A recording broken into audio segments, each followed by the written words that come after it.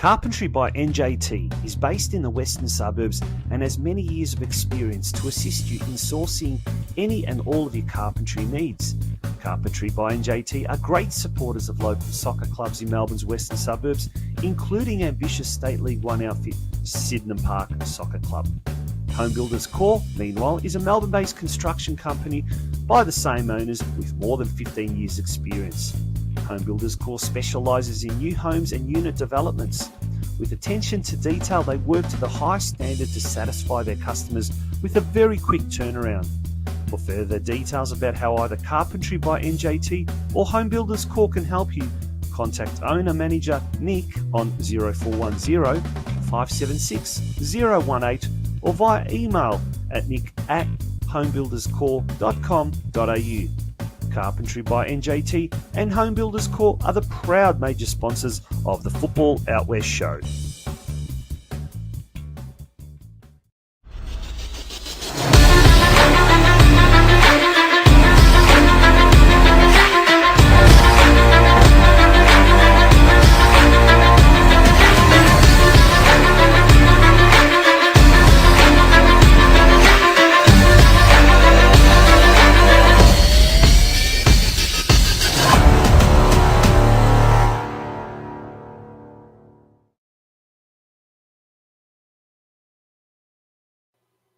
Good evening, one and all, and thank you for joining us on yet another episode of the Football Out West show. It's episode 116, can you believe it? Season 5, episode 14, just this year, but 116 episodes in total. My name's Tonchi Prusak, and it's an absolute pleasure to be with you here tonight.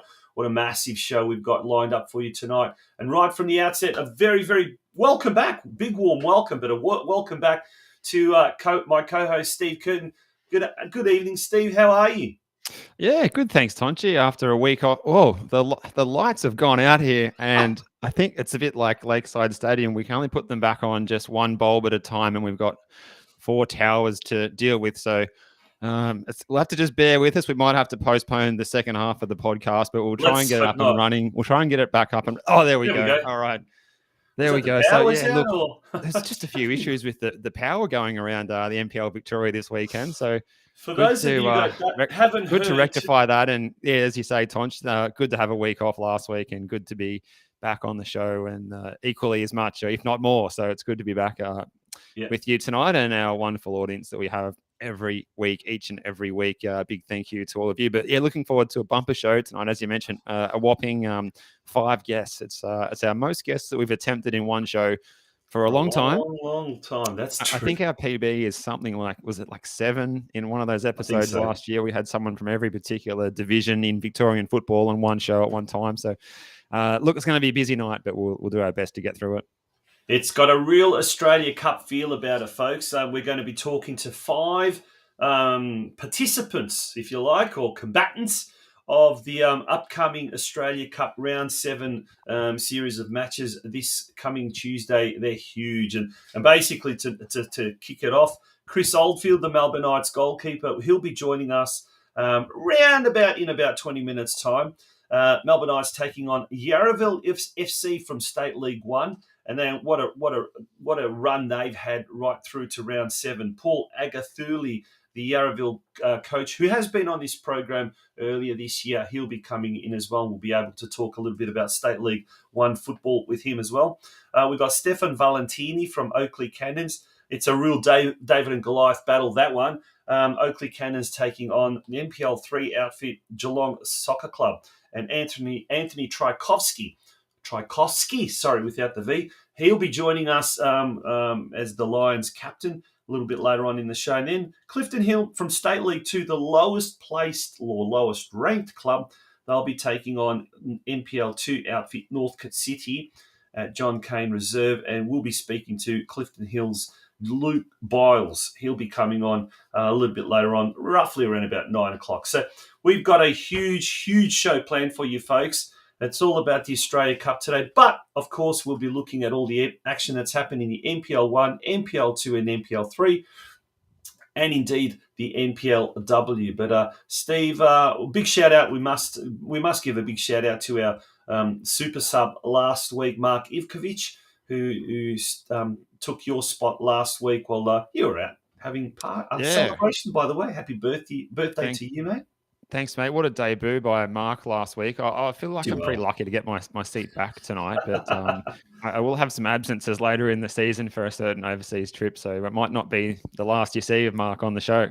No, that's right. And a big shout out to Craig Filer as well, who's done a brilliant job behind the scenes with the guests. It's his wife's birthday tomorrow, so Heidi, if you are listening, a very, very big happy 21st birthday to you for tomorrow. Happy 21st. What a day to celebrate. That's what I turned last week as well, mate, 21. Mate. And I hear, as we were hearing, that Craig Filer's organised a helicopter to take Heidi around to celebrate her birthday, but he just hasn't actually got the helicopter yet, but he's organised everything else. Yeah. Oh, good old Craig. We've got a lot to get through, folks. So we're going to straight away take a very, very quick commercial break. When we return, it's time for the news desk. And lots of football happening overnight and over the whole course of the weekend. Don't go away. It's the Football Out West show, and our major sponsors this year, NJT Carpentry and Home Builders Core. For all your building construction needs, give Nick TRAJKOVSKI a call. He'll help you out. And do mention the Football Out West show. Folks, don't go away. As I said, it's news desk time coming up after this short break. Welcome to Anytime Fitness in Werribee, the club with the most supportive, welcoming and friendliest members and staff. Whether you're a first-timer, gym goer or just an everyday person, we are here for you. A recently renovated facility offers you everything you need to get started with your health and fitness goals. Our club offers brand new state-of-the-art cardio equipment, an amazing functional zone for group classes, a lifting zone, and really does cater for every single person. So don't miss out. Come see us in club to redeem this offer.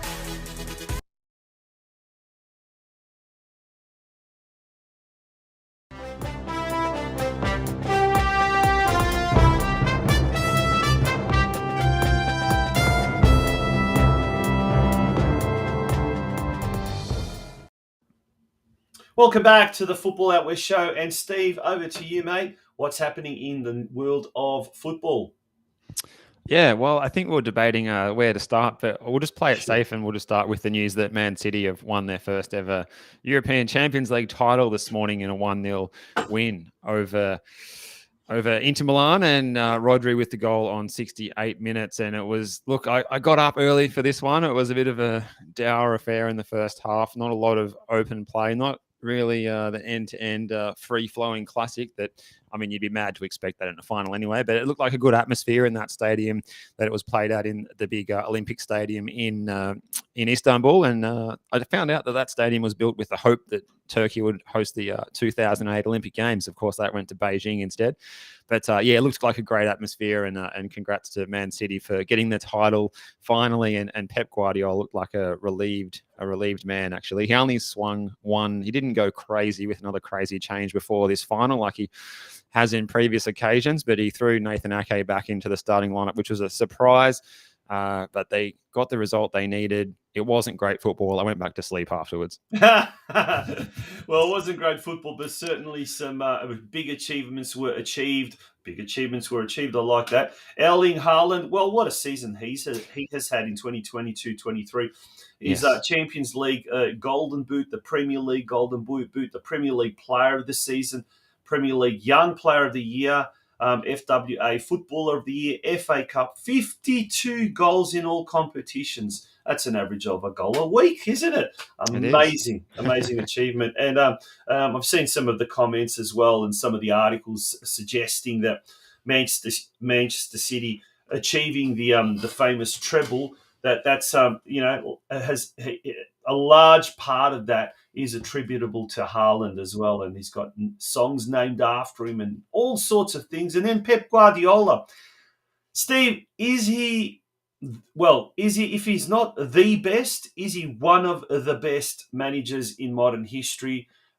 Historic treble. He's the first coach ever to win the European treble on multiple occasions. In 2008 and 2009. He did it with Barcelona. Now he's done it with Manchester City, and there's two photos of him with trophies. Love to hear your thoughts, but Steve, what about your thoughts? Will he go down in history as one of the most influential managers of this era? Oh, without a doubt, he has to. Coming out of that grounding that he came from, the Barcelona school, and taking what he brought on the field as intelligent player, and then exercising that as a manager and getting it done in in Barcelona. Then what a good spell in Bayern Munich as well. It needs to be said in between, and then Man City. It hasn't come. He's had all the money to spend, I suppose. And Man City's fair play regulations, there's still a lot up in the air with some of their rulings on what they've done in the past, as there has been, on and off for the last 4 or 5 seasons. But yeah, like just the way he's managed to adapt his game, do crazy things, put John Stones into this new role in defensive midfield when you wouldn't think a defender would be going in there, and really surprising us, using Grealish like a wing back basically. And look, it's interesting. And I think, he is the bee's knees, and really it's exciting because he's gone out of his way to say that how excited he is that Ange Postecoglou will be one of his rival coaches next season in the EPL, and that's fantastic in itself. Yeah, absolutely brilliant. Now, before we go any further, just quickly about the Women's World Cup coming up later, well, in a month's time or thereabouts, whatever. Major milestone achieved just in the last couple of days. Over 1 million tickets sold. Now, this is pretty amazing. And if Michael Long's listening to this, I'm sure he's going to put a comment. This despite a very, very lackluster, dare I say, a poor effort by the Australian mainstream media. It's been really crap. I mean, we've got this Women's World Cup coming up, and where is the publicity from the so-called mainstream media? I mean, hang your heads in shame. But despite all of that, this has been an incredible achievement. 1 million tickets sold for the next month's World Cup, and that surpasses France 2019. And I think this is, I'm not sure if this article here, which is from FIFA.com, but it basically means that this is going to be, here we go, on track to become the most attended Women's World Cup in history. Steve, that's amazing. That is amazing with a month to go. Yeah, and not only that as well, but the most attended sporting contest, women-only sporting contest ever in world history. So it's massive, and as you say, it's been strange, the underwhelming sort of support from the mainstream media, but also a little bit surprised there's not more billboards, signage, flags around that you would see. It's a big event coming up. Maybe more merchandise and little stuffed toys of the mascot in every shop and that sort of thing. I'd expect to see a bit more of that sort of thing, but maybe that is still coming in the next month or so. Well, you'd like to think that, but incredible achievement there despite everything. And it just goes to show the amazing underlying growth or support for the sport. And I think this is where some of these rival codes are really, really, getting very, very scared, very worried about the big giant that is the world game, football. Anyway, moving along to other news, Steve. Yeah, we'll just touch on, we got the Socceroos playing Argentina this week on Thursday night in Beijing, and it's going to be an interesting match to see how we go against the world champs again. We've got a youthful-looking squad. We've got first-time call-ups for Thomas Glover from Melbourne City, and the 19-year-old Parma defender from the Italian Serie B, Alessandro Ciccati, gets his opportunity. And he's actually signed a new deal with Parma until 2027. He's apparently a very impressive central defender, so I'm glad that he looks like he's pledging his allegiances to the green and gold rather than the Italian, which is, maybe we'll see Volpato decide to come and play if Ciccati comes in and does well. But it's exciting, and Argentina seems to have named a very full-strength team. I wonder if that's for marketing reasons because of the tour being in China, and they're playing another match as well as part of the tour against Indonesia. But yeah, look, if Leo Messi and others are playing, I'll be surprised. But I'm looking forward to watching this one. It's on Channel 10 at 10 o'clock on Thursday. So looking forward to that. We've seen the Oilers as well, been in action at the Maurice Ravello tournament, and despite subscribing to about 20 different streaming services, I'm not able to watch this one. I haven't subscribed to the right one, but just watch out. It's not one of those dodgy ones, where you end up. Well, maybe that's how I've got to get it. Yeah, we'll just put the link in the comments to how to watch it there. But the other night against Qatar, 0-0, peppered the goal, didn't score. The games go straight to a shootout. which we lost 4-3. And then the second game, we got a 3-2 win against the Mediterranean 11. And both of the quals lined up in the starting 11 for that one. That was good to see as well. And we played Mexico in the next game for the Olyroos. That's tomorrow night at 10 o'clock. If you've got the right TV streaming services, you can watch that. And will we touch on the results from last weekend or last midweek's Australia Cup? Yeah, let's do that, and let's bring the fixtures up. We will be speaking to some of the combatants, some of the participants, and the first one will be Melbourne Knights goalkeeper Chris Oldfield. He's already in the green room, ready and waiting, ready and eager to come on, and they play this Tuesday. But before that, we had 2 games played last Tuesday, or this Tuesday, just gone by. Yeah, gripping TV from Shepparton, Goulburn Valley Suns 2-0 over Hume City, England, and Addo Peters getting up and scoring a header at the back post from a corner kick, virtually unmarked, just powering it home, and then writing was on the wall then that the upset was on, and it's just so exciting. Can I just say it's so exciting that country football, NPL 3 level, gets represented in the national competition as well, and what a good venue that John McEwen Reserve is as well. It's a venue that we could see, replicated something similar to that in places like Geelong that don't have a dedicated facility.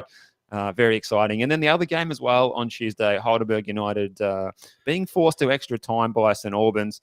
Mo Zwed scoring late to send that one into extra time. And then it looked like it might have been headed for penalties, but Heidelberg United just got the job done, and it was their second win over St Albans in the space of 4 days because they played them in the league and the cup consecutively.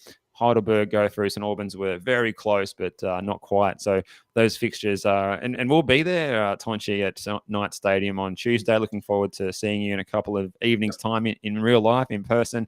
The other one's Northcote City at John Cain hosting Clifton Hill, and Oakleigh Cannons hosting Geelong, who'll make the long trip up to Jack Edwards Reserve. That one a little later at 8 o'clock to allow for travel. Yeah, big David and Goliath battle there. And could Geelong be the second Victorian country representative team that makes it through to the final 32, the national stage? Well, we'll find out Tuesday around about 10 p.m. But in the meantime, we'll definitely be covering all of those games later tonight. We're going to take a very, very quick break. When we return, we're just going to whiz through the NPL, NPL2 and NPL3 results and the ladder positions. And then it will be time to talk to our very first guest, Melbourne Knights goalkeeper Chris Oldfield. He's got a big game coming up this Tuesday at Knight Stadium. And yes, Steve, you correctly said, both of us will have the honour of calling that game, so looking forward to that. But in the meantime, folks, don't go away. Straight after this very, very quick NPL roundup.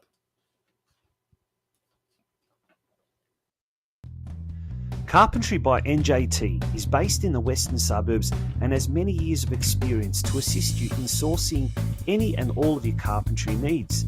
Carpentry by NJT are great supporters of local soccer clubs in Melbourne's western suburbs, including ambitious State League 1 outfit Sydenham Park Soccer Club. Home Builders Corp, meanwhile, is a Melbourne-based construction company by the same owners with more than 15 years' experience. Home Builders Corp specialises in new homes and unit developments. With attention to detail, they work to the highest standard to satisfy their customers with a very quick turnaround. For further details about how either Carpentry by NJT or Home Builders Corp can help you, contact owner-manager Nick on 0410 576 018 or via email at nick@homebuilderscorp.com.au. Carpentry by NJT and Home Builders Corp are the proud major sponsors of the Football Out West show. Welcome back indeed to the Football Out West show. It's episode 116. We've been going 5 years straight, and we would not be able to do it without the help of major sponsors such as NJT Carpentry and Home Builders Corp. So a massive, massive thanks, shout out to Nick TRAJKOVSKI from those two organisations, those two businesses, and they are our major sponsors this year. Steve, let's get through straight into the NPL Victoria competition. Yeah, so a bit of excitement this afternoon as my pretty terrible sketch at the start of the show. The lights went out at South Melbourne, or they never came on at halftime when they were needed, and that match it was abandoned at Lakeside South Melbourne 2, Dandenong Thunder 1 at half time. So Suleimani and Shrone scoring, Casper Hallam scoring for the Thunder. I was at Churchill Reserve seeing St Albans get a crucial 3 points against Hume City in a match of the two teams that got knocked out of the Cup during the week. And it was a late show with St Albans scoring 3 goals all after the hour mark. Knights getting their winning ways, continuing 1-0 away at Bentley Greens at Kingston Heath. Saturday night, we saw Altona Magic get a 3-1 win over Moreland City. More goals for Jonas Markowski. He goes on to 12 goals, 3 goals clear of Waring, Zinni and Guy. Avondale, workmanlike performance here, 3-0 over North Geelong. A big win for Oakleigh Cannons, 5-1 over Heidelberg United, and a hat-trick for one of our guests that we'll have a little later on in that game. And a return to form for Green Gully, 3-1 over Port Melbourne. Kadakpo with a couple of goals, and good to see Gully getting Jego back into their team, even if it was just as a sub this time. And also Port are still without Chris Duggan, who's been out injured. So, yep, those teams battling it out for those places in the top 6. And as it stands on the ladder, I believe Gully will be in the 6 at the moment. And we'll look at NPL 2 just quickly as well. The winners were Dandenong City, 1-0 over Werribee. Eastern Lions, 3-2 over Lang Warren. Brunswick Juventus 1-0 over Bulleen Lions. Kingston City 3-1 over Northcote. 2-2 on Friday night in the big clash between Preston and Western United's NPL side. Big win for Manningham United Blues. 4-0 over Pascoe Vale, and Brunswick City 2-1 over the Melbourne City NPL side. We'll look at the NPL 3 as well. Tonchi, did you want to have a delve into that? Yeah, in NPL 3 action, North Sunshine Eagles again have suffered another loss. This is quite extraordinary. I think they've lost 2 or 3 now on the trot. Box Hill United defeated the Eagles 2-0. Essendon Royals and Nunawading City fought out a 2-2 draw. So Nunawading City dropping some crucial points. Beau Morris and Goulburn Valley Suns, they drew 2-2. George Cross now have recorded, I think it's 5 or 6 wins on the trot. 3-2 win away to Burundara Carey Eagles. And Mark Sultana, the president of George Cross, says, come on, Georgie, 6 in a row, huge effort. So there you go, 6 wins in a row for George Cross. Geelong and Ballarat City, well, we'll talk to Anthony TRAJKOVSKI a little bit later. He's the Geelong captain. They squandered a gilt-edged opportunity to really escape that dreaded relegation zone. Well, they took on Ballarat City at Stead Park last night, and after taking a 1-0 lead early in the game, Masoodi, I think it was a goal in the 29th minute. They conceded a goal in the second half, and as I said, squandered a gilt-edged opportunity to move up the ladder and away from the relegation zone. It was a 1-1 draw there between Geelong and Ballarat City. The game today between Melbourne Victory and Doveton, well, Victory now have opened up a 6-point gap at the top of the competition standings after a 5-0 drubbing of Doveton. So it really is a case of a battle for that second spot. And if we look at that, Nunawading City on 25 points. Caroline Springs also on 25 points. Same goal difference, but slightly inferior goals scored. So they are effectively equal second spot, but in third position because of that, I guess, that little technicality. Goulburn Valley Suns, they could have jumped to second spot if they had recorded a win, but they didn't. And as a result, because of that draw, they're in fourth spot on 24 points.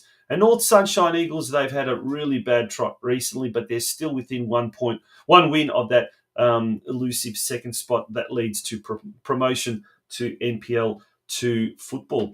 Well, that now brings us to our our main part of this show today, where we're going to now look at the Australia Cup. And if we look at those fixtures again, Northcote City taking on Clifton Hill at John Cain Memorial Reserve. Oakleigh Cannons taking on Geelong at 8 p.m. at Jack Edwards Reserve. But the big one, as far as yourself and myself, Steve, are concerned, is the one at Knight Stadium at 7:30 p.m. Somewhat of a David and Goliath battle, indeed. Yeah. Melbourne Knights taking on Yarraville FC, and it's our pleasure to bring on Chris Oldfield, the legendary Melbourne Knights goalkeeper, on the show. Chris, welcome to the show. How are you? Good, Jens. How are you? Very good, very good. Now, on paper, we come Melbourne Knights taking on State League One outfit Yarraville Glory or Yarraville FC, but we know cup games, the form book goes out the window. How are the boys approaching this game on Tuesday? Yeah, we're taking it very serious. As you know, cup games, it's a one-off, and whoever turns up on the night generally wins the game. And there's no second chance in cup games. I've played in many of them in the past, and it can turn sour very quickly if you concede an early goal. So the lads will be switched on from the start, and hopefully we can bring it home. And just rewinding back to your match yesterday against the Bentley Greens, you got the 1-0 win. You had a bit of an unfamiliar-looking defence there in front of you. Phelps and Joey Franich both starting on the bench. How did you see the game yesterday, and how did the squad turn out for that one? Well, yeah, we've obviously got a few injuries who are all back now and fit, which is good news. But listen, the coach set the team up in a way where we practiced all week, and we were pretty confident going into the game, regardless of what formation or what players are playing in what position. We had a game plan, and we obviously won, so we met what we wanted to do. And as I said, it was a massive 3 points for us, bouncing back from the defeat against South Melbourne.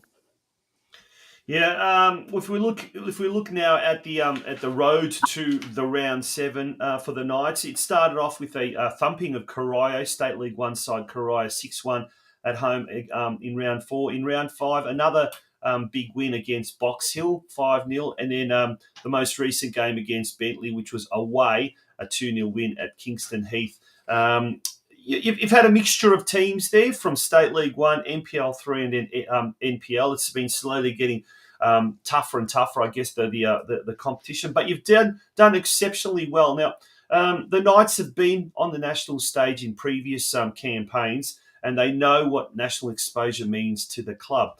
How hard has it been to focus on the cup, Chris, knowing that at the same time you've got the league and you're doing very well in the league?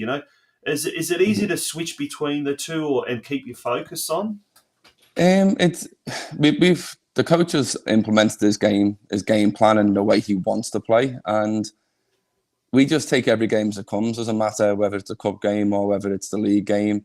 Who we're playing, whether it's a lower league team or not, we just play the same way. We live by the sword, we die by the sword. That's what we do, and we play a certain way. And it doesn't matter who we come against, whether they sit deep against us or they want to press us. We still play the way we want to do. And at the end of the day, if the results are going our way, we've won a lot more than what we've lost. So we stick at it. Doesn't matter who we're playing, we just keep going. And how have you seen the season so far? The club has seemed to be having their best season in a very long time. What's it like playing under Ben Kahn since his arrival? And is he similar to any coach you've had before, or is he completely different? Ben reminds me of like my old coaches in England. He just loves football. He has his way of playing. He's very strict on how he plays, and he's very smart too. He's intelligent in what he does. He watches every team we come against, and he's for being such a young coach, he's got a lot of football smarts about him. So the players have all bought into his philosophy, and we work every single session trying to master what he wants us to do, and that's all we can do as players. He gives us the way he wants to play. We do it. If we win, we win. If we lose, we lose. It's on the coach. So we trust him. The club trusts him, and the club's took massive strides forward. And as long as I've been in this country, I can't remember Melbourne Knights playing such exciting football. Yeah, definitely. And Steve, we've both said we're excited about commentating this week's game, this Tuesday night's game, and we've both had the pleasure and the privilege of calling some Melbourne Knights games from Knights Stadium, and I'll agree with that. It's been very entertaining football being played this year. And I guess Ben's got a lot to do with it. Speaking of Ben, he's obviously got a lot of experience, having played at the in the Football Australia or the Australia Cup at a national level before. Has the club sort of said to you, really, like, you got to focus on getting through to the National 32 in view of the possible national second division coming up next year and the added profile it's going to give the club? The club really hasn't put any pressure on us to set that as like a statement for the club. They trust us to just take every game as it comes, and we've had a good run so far. Obviously, Bentley was a tougher game in the first two, and it's going to be a tough game on Tuesday. You know, they're not going to roll over and let us just beat them. They're going to make it hard for us, because at the end of the day, whoever wins that goes into a round of 32. But the club itself hasn't really put an emphasis on either competition. It's just a matter of as long as we go out and give everything every game that comes in front of us, the club are happy. And it doesn't matter whether it's the FFA Cup or the NPL. It's just a matter of turning up, doing your best, and hopefully the results come. And playing as the goalkeeper, Chris, you've got your number 2 there is Jacob Wiseman. How do you guys go working together, pushing each other? And the cup game, sometimes there a chance for the second keeper to have an opportunity. Is there any chance he might put the gloves on tomorrow night, or are we likely to see, Tuesday night, or is it likely to be yourself? I'm not too sure. We got training in the morning, so we'll probably get a better idea then on what the coach wants to do. But going off previous games, I'm going to say I'm playing. Yeah, but Wisey's a good guy. Wisey pushes me as much as I'm not getting any younger. I'm 32 now, and Wisey's 21, 22. So he pushes me every session, and you know he builds my confidence up too. He's a really good lad. Oh, that's how old Steve Curtin is after his birthday last week. 21, isn't that right, Steve? Yeah, that's right, Tonchi. Yeah, that's correct. Mate, Chris, thank you on that. Wishing you all the very best for the rest of the season, and indeed for Tuesday night. It should be an absolute cracker. We'll be there to call the game. We look forward to it, and we'll be finding out a little bit more about your opponents, Yarraville FC, very, very shortly. But in the meantime, thank you for joining us, Chris. No, thank you, gents. Thank you. I'll see you on Tuesday. Will do. Thanks, Chris. Much appreciated. See you then. Yeah, well, hopefully he won't be watching us. He'll be watching what's happening on the game, but we'll certainly be watching him and what is going on the field. Steve, it's now time for the opposing side, or the Melbourne Knights opponents, to come onto the show, and it's a welcome back to the coach of Yarraville, who we've had on the show before, and it's an absolute pleasure to have Paul AGATHOULI on the show. Paul, good evening, and a very, very welcome back, by the way. How are you? Very well, gents. How are you going? Yeah, not too bad. Good. Steve. All right, well, let's kick off. Let's go back to your last cup game. We had a late night at Mackay Reserve. Have you thought out from that night? We were there until spot kicks. I think I got home at 11:25 from being at that game, but it was an entertaining finish after the initial 90 minutes was a slow burn. That must have put a smile on your face after that one. Definitely, of course. Yeah, going a full hog, 120 minutes, and then going to spot kicks, like you say. There could be any winner there at the time, and credit to our keeper, Josh Lowe, who had 2 saves in the penalties, and rest is history. The boys went through. Yeah. Oh, we've lost the audio there. Hopefully we've got you back there, Paul. Paul, we got you there? Hello? Yep, we got him. Yep, that's good. Yeah, carry on. Yeah. Now, Paul, on the weekend, in State League 1 football, you had your I guess your warm up before the Australia Cup clash. You came up against Sydenham Park, who's been one of the tough teams this year, and certainly one of the promotion chasers, that's for sure. A 0-0 draw there against them. Sydenham Park are second on the competition standings. Yarraville are in 8th position after that. How's the season been in State League 1 since we last caught up with you? If we look at the results there, 3 wins, 5 draws and 3 losses. So it's been a bit of a topsy-turvy season. How are things going from your point of view? Yeah, the last fortnight's been a bit tough. I think on the bounce of the FA Cup, it may have taken its strain a bit on the boys. Obviously, being training twice a week, not being in that professional environment. We've been a bit disappointed the last 2 weeks, but credit to the boys yesterday against Sydenham, who obviously one of the leading teams at the division at the moment, and so going away playing them, and then receiving a red card nice and early, 5 minutes into the game. So you're pretty much playing 85 minutes of the game with 10 men. But the boys battled well, put in a very good shift, played for one another, and we walked away from Sydenham with a point. Now, Paul, in that last match against North Sunshine, you did rotate the squad a little bit there. That your top scorer, Firdaus Munkaila, he didn't play in that particular one. Are you going to bring in some extra reinforcements in this game, given that you're playing the Knights and go with a very strong team? Look again, we're short turnaround, 3-day turnaround, and then we've got a game again on Friday night. So it's 3 games in 6 days. Wow. But, 3 games in 6 days, but definitely we will be bringing some boys who we rested that day against North Sunshine. So we'll have a stronger squad. All the boys that played that night as well with senior squad members. But Firdaus will probably come in. Being still a young lad, he's only 20 years old. So he's led the line for us this year. So we wanted to give him a rest on the weekend as well. He came off the bench, so he will come into the squad this week, definitely on Tuesday night. Paul, I'm interested to get your thoughts. I mean, you mentioned how, like, for amateur players or part-time players, if you like, it's such a tough schedule. But and look, ask the players, they love it. Midweek football, they love them fronting up for Friday night or Saturday they all games want to play. as well. Yeah, but what can be done? What can be done to kind of, apart from obviously professionalise the sport, which, all right, we haven't got the money to do that.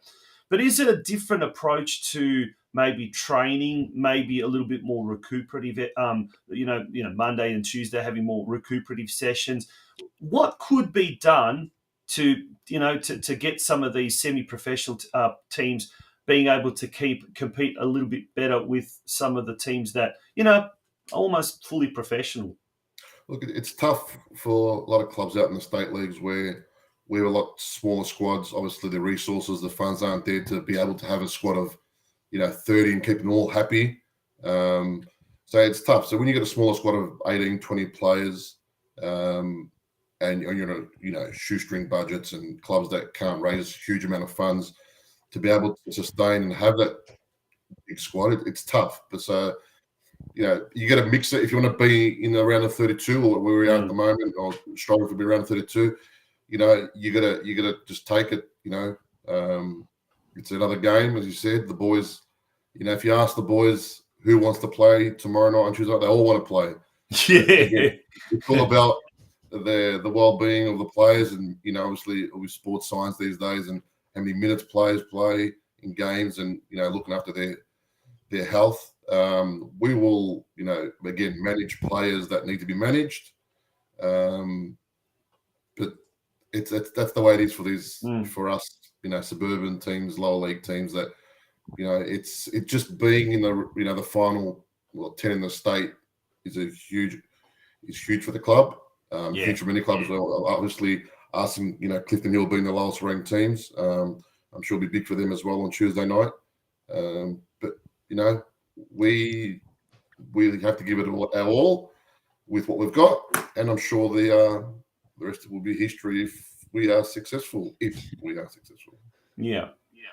And what can you say to your players in a situation like this where you're playing a top tier team who's been in good form this season? Do you look at situations like the results at Shepparton last Tuesday night and use that as some inspiration, perhaps, or what do you do to give the boys the belief to go out there and say that treat them like any other team and take them on face value and try and get the result? Just like you said, belief.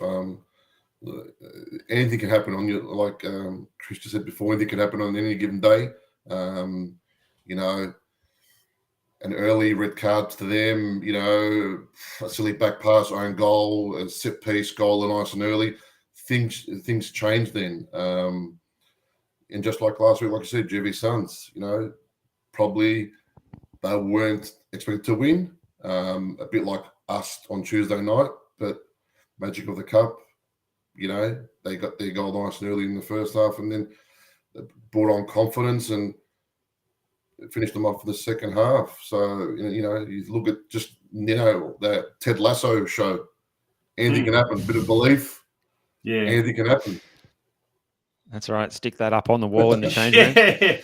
Well, it really is a David and Goliath battle. Yarraville coming up against the Melbourne Knights. But look, should anything incredibly happen, and you end up pushing the Knights right to the end, and you defeat it, Will, getting to the national stage, has the club sort of thought about, will you play there at Yarraville's ground there, or will you move it to a bigger venue? I know you've got a sister arrangement with South Melbourne. Would the game be moved to Lakeside Stadium?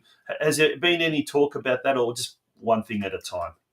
No discussions along those lines. But look, from my point of view, if we were to get through, definitely we want it at McIver Reserve. Obviously, Steve was there. The last game he saw the surface, lights. Great atmosphere as well. Surface, lights, like I said, we would love it at home. But personally, and the boys I know, they'd love to travel. So, if we get an away game, I'd love that. Wouldn't that be great, interstate or something like that? Yeah, that's where. Yeah, absolutely. Let's take an opportunity to look somewhere nice and warm like Queensland or something, Darwin or something. Anywhere. Let's take a quick look at the Men's State League 1 competition standings as it stands at the moment after round 12. Altona City on top. They've still got a game in hand against Upfield, who interestingly is your opponent this Friday night. But looking at some of the results on the weekend, Western Suburbs defeated Albion Rovers 2-0. That was State 2. State 1. Whittlesea Rangers lost to Upfield 3-2. Altona City defeated Banyule City 2-0.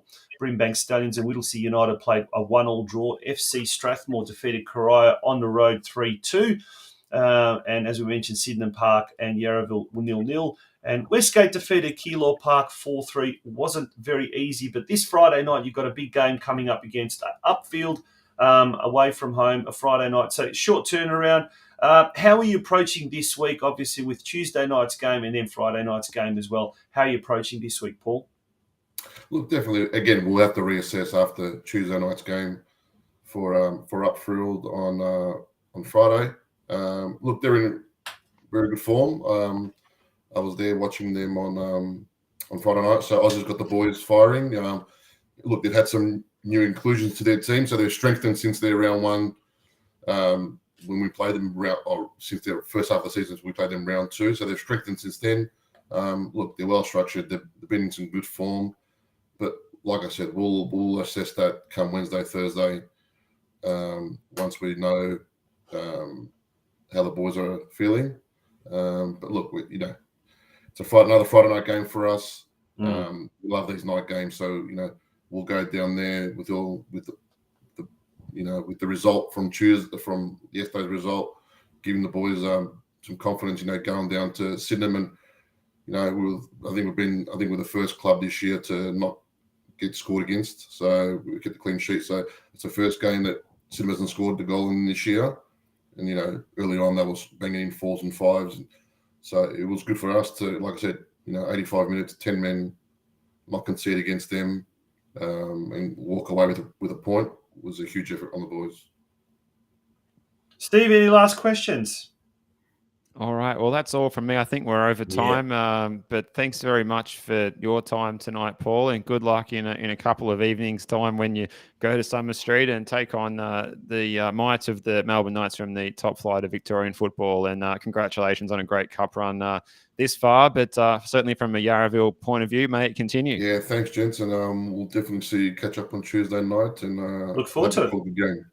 Good on you. Thank you very much, Paul. Looking forward to it. Thanks, Paul. Paul AGATHOULI, the Yarraville FC coach. We're going to take a very, very short break. We're hoping that our guests are ready to jump on. We've got a whole heap of guests. The big game between Oakleigh Cannons and Geelong. That's going to be our next game that we're going to focus on. That's at 8 p.m. at Jack Edwards Reserve on Tuesday. That's the later game. We've got STEFAN Valentini and Anthony TRAJKOVSKI, Stefan from Oakleigh and Anthony from Geelong.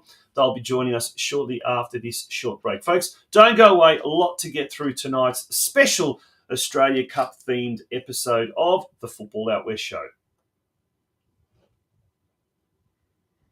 Welcome to Anytime Fitness in Werribee. The club with the most supportive, welcoming and friendliest members and staff. Whether you're a first-timer, gym goer or just an everyday person, we are here for you. A recently renovated facility offers you everything you need to get started with your health and fitness goals. Our club offers brand new state-of-the-art cardio equipment, an amazing functional zone for group classes, a lifting zone, and really does cater for every single person. So don't miss out. Come see us in club to redeem this offer.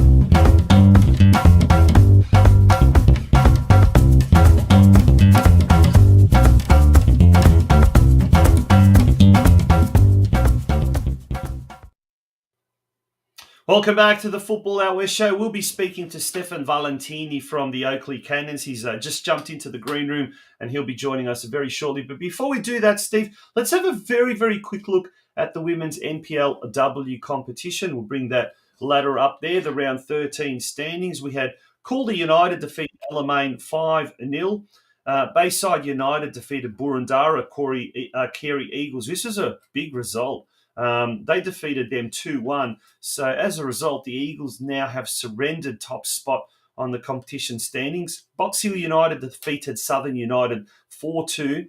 And then earlier today at Lakeside Stadium, luckily they played in broad daylight because they weren't affected by the floodlight fiasco, so to speak. South Melbourne defeated Football Victoria Emerging 2-1, and as a result have now jumped to top spot on the NPLW competition standings with 23 points. They're followed by Boroondara Carey Eagles on 22, Bulleen Lions on 20, Bayside United on 20, making up the top four. And Bulleen take on Heidelberg United tomorrow at the Veneto Club at 8:15 tomorrow night. A big win by Bulleen, we're talking, a win by 4 goals, will see them propelled to top spot on the competition standing, Steve. It's been a pretty interesting and a pretty exciting season for NPLW Victoria, Steve. Yeah, look, it has, Tonchi. It started out pretty strong, but it's only got stronger since all of those A-League women's players have come back to bolster many of these squads, and many squads having multiple players to bring in. And it's certainly put the cat amongst the pigeons a little bit with some of these teams that were maybe not doing as well, or suddenly stepping it up. And it's almost a bit like the NPL2, the Chaos League now, the NPLW has become, because some of these results, as you mentioned, they're very hard to foresee what's going to happen if you were to turn up before the game and try and predict it. Yeah. Anyway, back to the Australia Cup. We talked about one game that's a real David and Goliath battle, and that one is the Melbourne Knights taking on Yarraville at Knights Stadium on Tuesday. Another one that's going to take place at Jack Edwards Reserve across town a little bit later of a kickoff at 8 p.m. is the Oakleigh Cannons and Geelong game. That should be a beauty. And to talk about that, we've got from Oakleigh Cannons, STEFAN VALENTINI. STEFAN, welcome to the Football Out West show. Great to have you on the show. Hey, mate. Thanks for having me, guys. Absolute pleasure. Now, mate, look, last year Oakleigh got through to the final 4 of the national stage. So going into Tuesday night's game, absolute firm favourites. But as we spoke to Chris Oldfield from the Melbourne Knights just moments earlier, all form goes out the window when it's a cup game. Anything can happen. How are you guys approaching this without getting too carried away and already having one eye on the national stage? Yeah, it's one of those games where it's obviously we win on Tuesday, we go into the round of 32. So knowing our quality and knowing what we can do, we go into that game confident, and if we perform, then we're going to get the result. But it's a cup game, so you can't go into that game thinking it's going to be a easy game. At the end of the day, it's a cup game. Anything can happen. You've seen with Goulburn versus Hume what can happen. So no, look, we treat it like any other game, and it's a big game for us. We want to go far in the cup. The Oakleigh team made it to the semis last year, so we want to go far in the cup and go one better. So it's definitely a big game. And Stefan, how have you seen your form of late? I think last time I saw you play, you were coming off the bench at Green Gully, but you certainly hit back of late. A hat-trick on Friday night against Heidelberg United. Do you think Chris might just put you straight into the starting 11 on Tuesday, given that you must be the form player there at the moment? Yeah, it's been obviously the start of the season started with me being injured, and I'm trying to get back from injury and get right. But then over the year, it's just been, we've been getting results here and there, and we'd like to be higher on the ladder. Obviously, we're third, but look, form comes and goes. I back myself as a player, and I back that I can do well. And it proved it last game, scoring 3. But I'm my hardest critic, and I know that my quality, I should be performing. Maybe not hat tricks every game, but I should be performing, scoring goals and helping the team win as much as I can. So. No, it's been good, and I'll take that form into Tuesday. Yeah. Now, if we look at the run to the round 7, where we are now, a 3-1 win over Preston Lions in round 4, a 4-0 win over Dandenong Thunder in round 5, and then most recently a 2-0 win over Dandenong City, for a total of 9 goals, 1 goal against. The attackers are doing very, very well when it's coming to the cup football. Is the team finding it a little bit more kind of relaxed coming into the cup this year, especially with the focus being on the league as well, or are you putting a lot of expectations as well to emulate, if not better, last year's achievements of getting through to the semi-finals? Yeah, I think that the cup is very important for us. Chris always goes in with a strong lineup, so we don't like, the league is obviously very important, but we treat them both the same. You've seen last year, obviously, the Oakleigh did really well, and our goal is, at the end of the day, I'd love to get through to the round of 32 and get an A-League team again, like Oakleigh did last year, because to knock off a professional team, being an NPL team, semi-pro footballers, it's a great feeling. So we want to go far in the cup, and but we have to get past on Tuesday and then take it from there, really, and hopefully get someone from the A-League in the next round. And Steph, do you know much about your opponents, Geelong Soccer Club? I think maybe a couple of your old Avondale teammates might have been lured down to Stead Park by the new coach Ted Ladamunsky this year. Do you know much about them and what to expect? I do. From what I know, is they're pretty aggressive and they get stuck in. So I think it's just going to be one of those games where it's going to be first 15 minutes. It's going to be a bit of a grudge match. We're going to be getting stuck in and some big tackles flying around.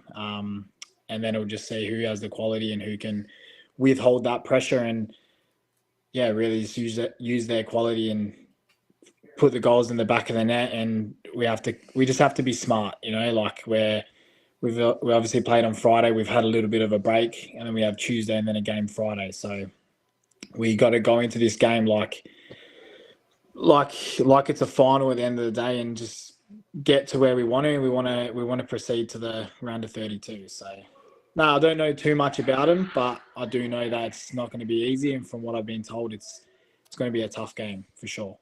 Yeah, well, we certainly look forward to that. And that game's also going to be live streamed on NPL.tv. And that's as you said, it's a big schedule, three games in 7 days. But certainly, no doubt, Chris Taylor has got you guys well trained, well groomed, and all primed and ready to go. So a huge week coming up for you guys. Wishing you all the very best, mate, and look forward to seeing how Oakleigh goes throughout the rest of the year.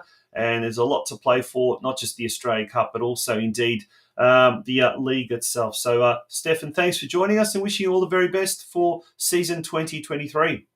Thank you to both of you. Thank you very much. Thanks, Steph. All the best, mate. Okay. Yeah. I mean, I know it's a silly question. I wasn't even going to bother asking him. How do the players feel like, you're faced with 3 games in 7 days and midweek games and this and that? Ask the players and they're excited. If the players could play 52 weeks of the year, I'm sure that they would. Yeah.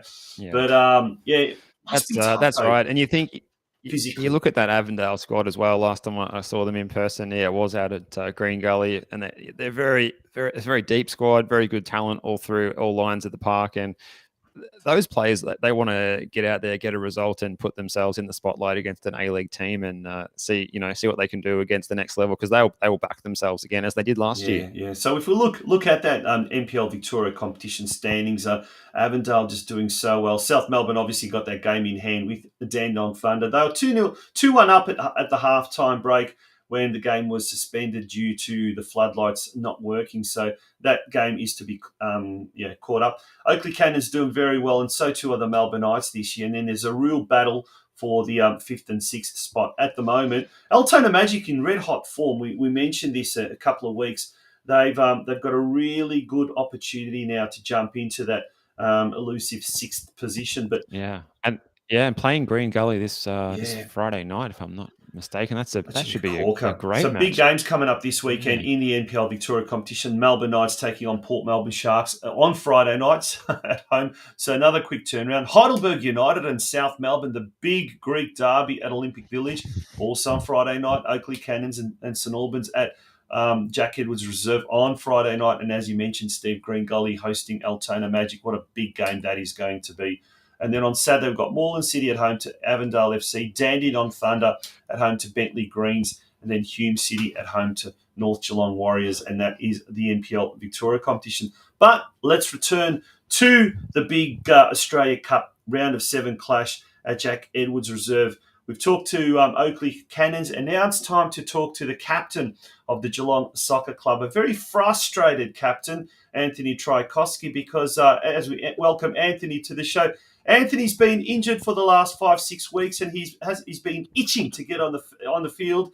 And it's our pleasure to have Anthony on the show tonight. Anthony, first of all, welcome to the program. But secondly, must be very frustrating personally for you at the moment, wanting to get back on the field as quickly as possible. Yeah, hey guys, thanks for having me. Look, of course, when you can't be a part of it, it's always difficult. So you have to watch on the sidelines. But yeah, look, hopefully I'll be back soon and be able to help out the boys. And Anthony, the team seemed to start like a house on fire early in the season, and obviously going well in the cup as well. And then things haven't gone as well in recent weeks. Do you put that down to injury primarily for yourself and other players, or is there a combination of things there? Well, look, I think we started off the season quite strong, as you said. We don't have the luxury to have a really deep squad, like probably an Oakleigh Cannons or something, like which we face on Tuesday.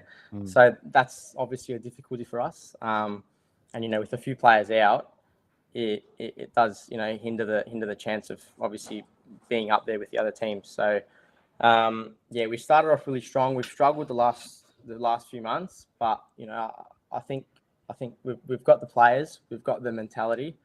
So hopefully we can lift and really have a good strong finish to the season. Now, on the weekend last night, in fact, there at Stead Park, it was a golden opportunity to really get the 3 points and move away from the drop zone, the relegation zone. But the boys didn't. They squandered that a 1-0 lead at halftime. After the game was Coach Ted Latomansky really harsh on the performance. Speaking to him earlier today, he seemed a little bit not just a little bit disappointed by the result. Is this the kick up the pants the boys needed maybe ahead of Tuesday's game? Look, obviously it's not just this game. It's been the last few games that haven't probably gone our way. So, without even Ted saying anything, the boys know that, it hasn't been good enough. And we've showed that we can do it. So, that's the main factor. So, look, again, playing against a high-quality opposition against like Oakleigh, it'll be good for us to get out there and really just show what we can do and with no pressure. So, we're excited for that game on Tuesday. And your last cup win as well was a pretty good result, 3-1 away against Brimbank Stallions, that one at Caroline Springs. Do you still have the guys still have the confidence from that? That was a really particularly good result that stood out to me when I saw that one on the night. I thought we really controlled that game, and obviously Brimbank, we know, a strong side in State 1. So, we were happy with that result. And, we'll take that forward and bring it to Oakleigh as well. So, yeah. Now, Anthony, apart from the fact that... Anthony, apart from the fact that you have been out... You're right. Were you going to say something, Steve? My apologies. No, I was throwing it to yourself for the question.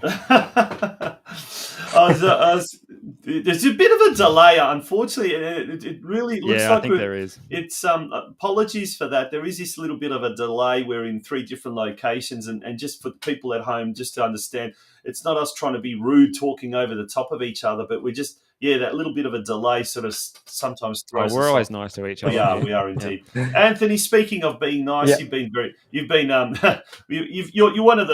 are the leading goal scorer this year. So apart from the fact that the side hasn't had their inspirational captain in action in recent weeks, they've also missed the goal scoring prowess of yourself. You've scored 5 goals this year. But in the Cup, that's something that you guys have been doing very well, scoring 5-0 against Brunswick Juventus. big win. That was in round 4 at home.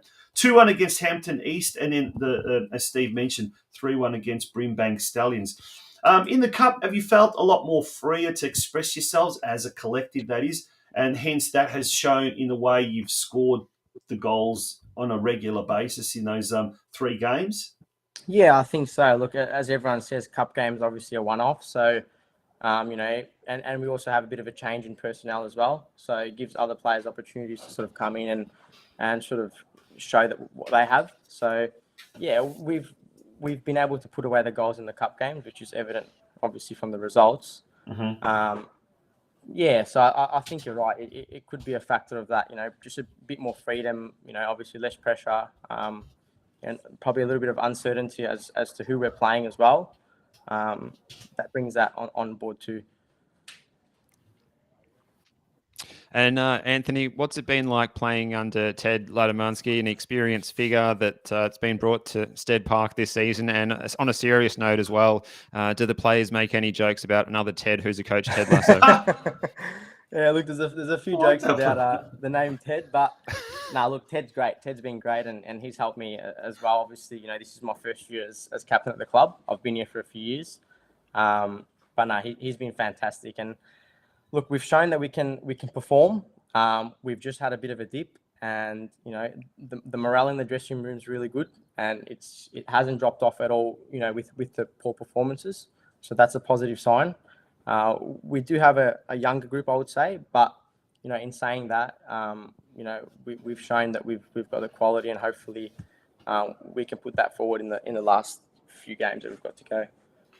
Now, Anthony, should Geelong get through to the national stage, or the first time that a team from the city has ever made it to that far, must be a huge achievement. But even just getting to the round 7 is a big achievement. It's off the field. It's the 65th anniversary for Geelong, a wonderful Macedonian community-backed club that's been around since 1958, I think it is. Must be an absolute privilege and honour for you to be captain this year. But off the field, there's a lot happening at the club, a lot of celebrations, a lot of gala events as well. Must be a pretty happening place at the moment, Stead Park, these days.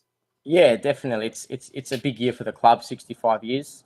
So, we want to try and make it as memorable as possible. And like you said, it'd be no better way than obviously getting up against Oakleigh and going through the national round. Yep. Go, Steve. Yeah, absolutely. Do you think we could, if you got through against Oakleigh, could we see the big TV network, Paramount Plus, and everyone coming down to Stead Park and setting up a broadcast there? Would the ground, the floodlights would be able to handle it, wouldn't they? They'd have the appropriate amount of lux. We'll be able to, let's get through Oakleigh first, and then we'll definitely be able to arrange that one. One can dream. Excellent. One can certainly dream, and we certainly hope. Well, I'm a Geelong boy, so I'm certainly barracking for Geelong this week on Tuesday, and hoping they could come through. And then maybe Steve, myself, and yourself, we could get a gig with Paramount Plus and do a commentating gig down at Stead Park. We've done that on a couple of occasions. You get that resume. Yeah, ready, absolutely. Exactly right.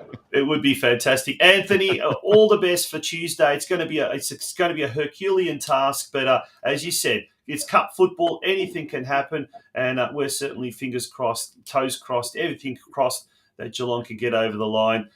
With all due respect to our Oakleigh friends, but we're going to be a little bit parochial on this occasion. No worries. Thank you very much, guys. I appreciate you having me on the show. Good on you.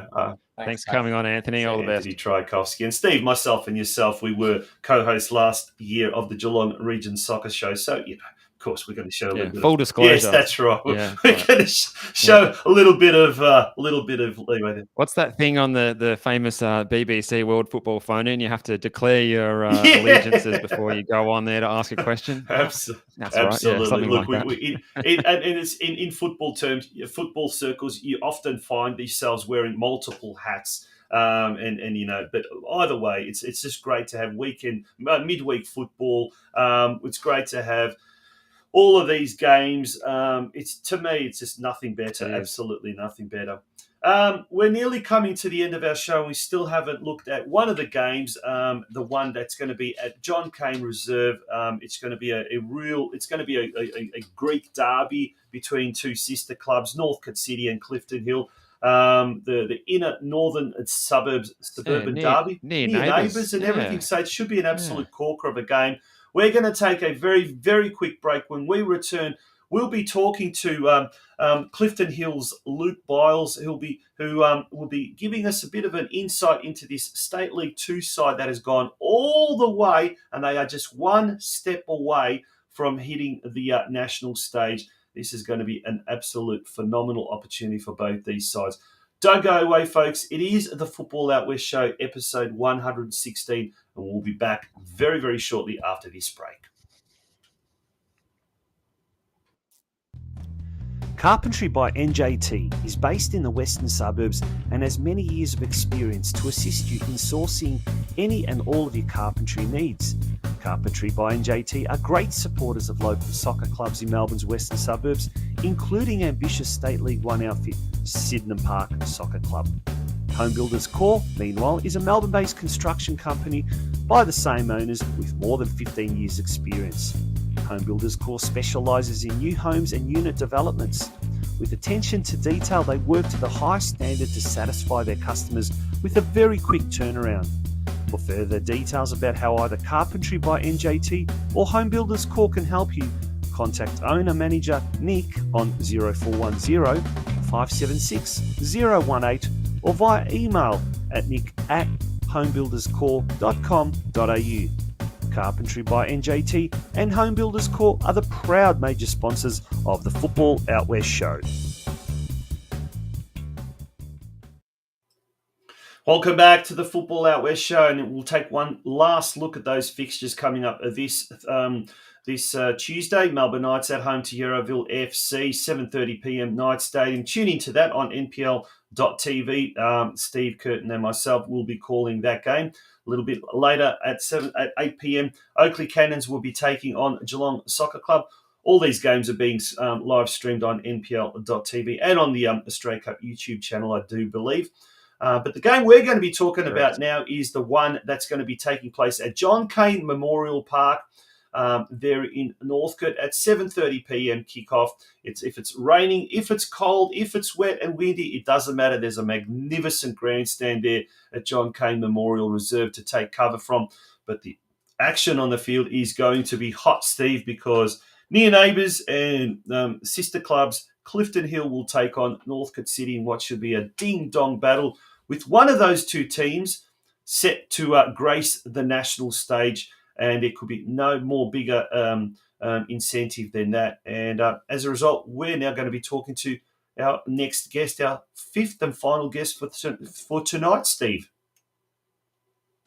Yeah, it's been a marathon effort getting through all of our guests tonight, but we wouldn't have it any other way with our Australia Cup special.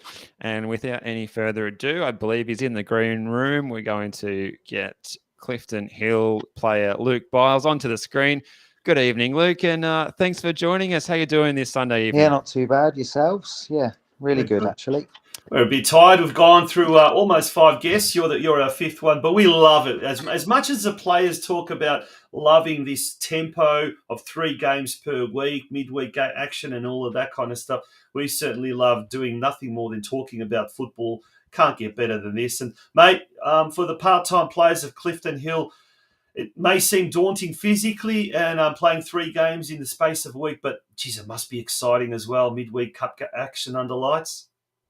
Yeah, I think so. And obviously played in a couple of FFA Cup games and obviously made the last 32 a couple of times. So there's a few of the boys in the team that obviously know how much it means to the club and what a great sort of arena and opportunity it is. A lot of the boys in our team were actually from overseas and sort of fresh off the boat, so to speak, this season, and it's all new to them, so I'm not sure they quite know the magnitude of Tuesday's game, which is probably a good thing as well, going into the game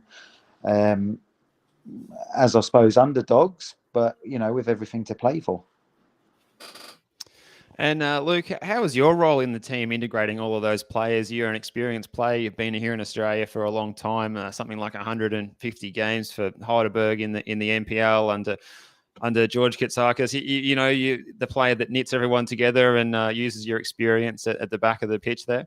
I try to keep everyone in order and make sure they got their flip-flops on in the showers, and they clean up the change room when we leave and things like that. But no, the boys have been really good, and there's quite a few British boys in our team, and they've all been coached quite well and played at a reasonable level. So it's been a really, really fun season for myself, and really enjoying, I suppose, the twilight years of my playing career. And we're having a fantastic season in the league, and the cup run has been a bonus for us, really.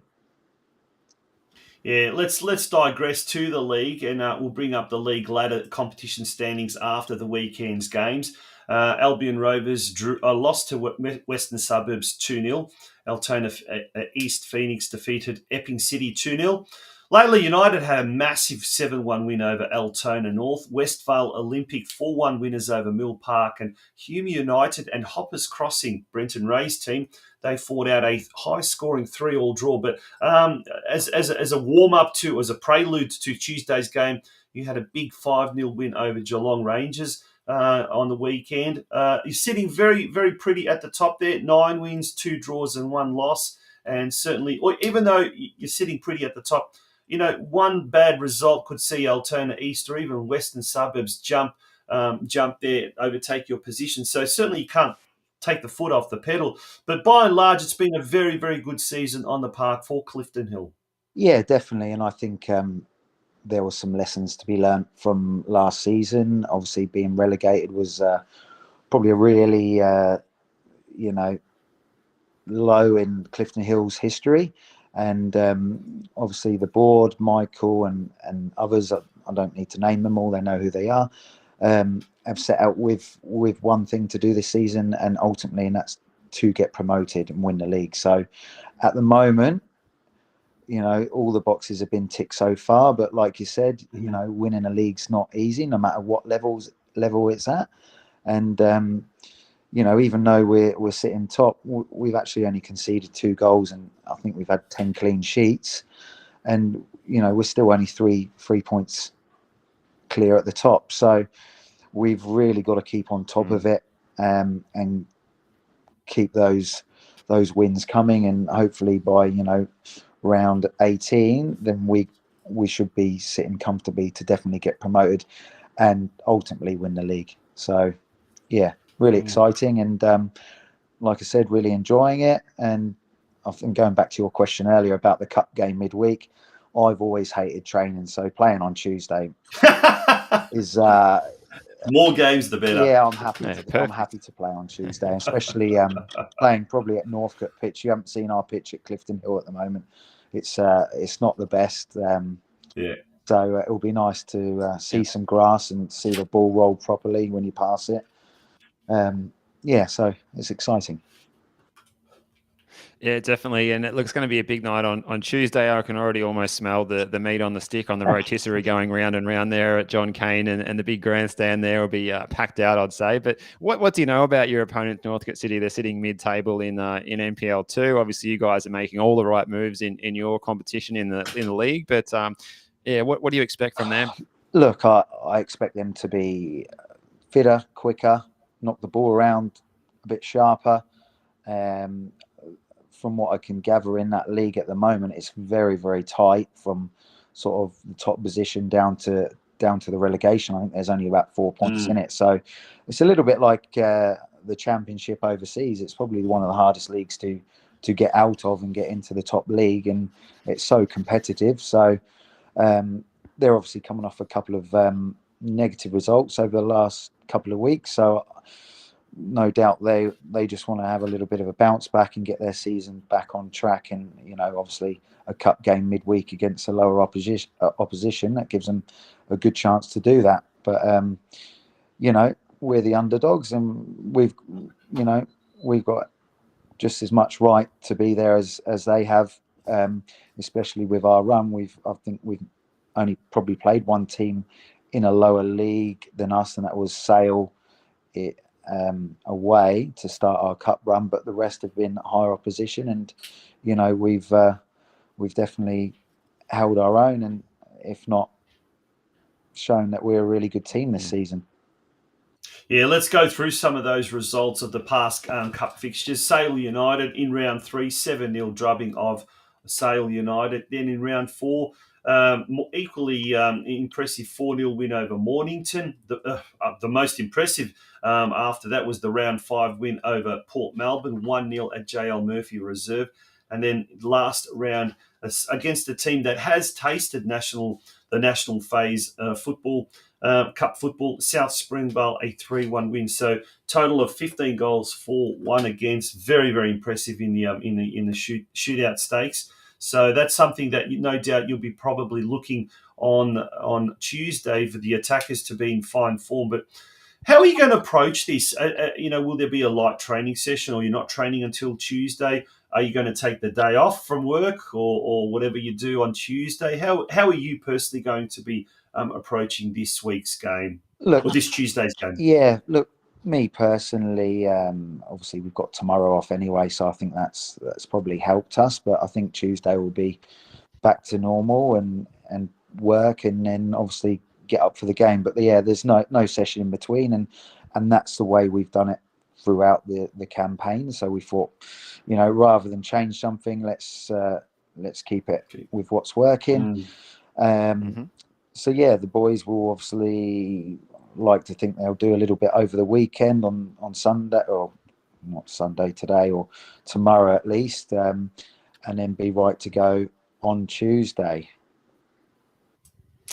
And looking ahead to, if you guys, if we get over the line against Northcote City, what are the boys hoping for? Are you hoping for a trip to the Sunshine State for some warm weather in the cold midst of Melbourne winter, or is all of your British players happy and calling this weather balmy at the moment? Play a home fixture in Melbourne somewhere. To be honest, you know what it's like. If the worst case scenario is probably, let's say we were to get through, would be to draw another Victorian team. That'd be a bummer.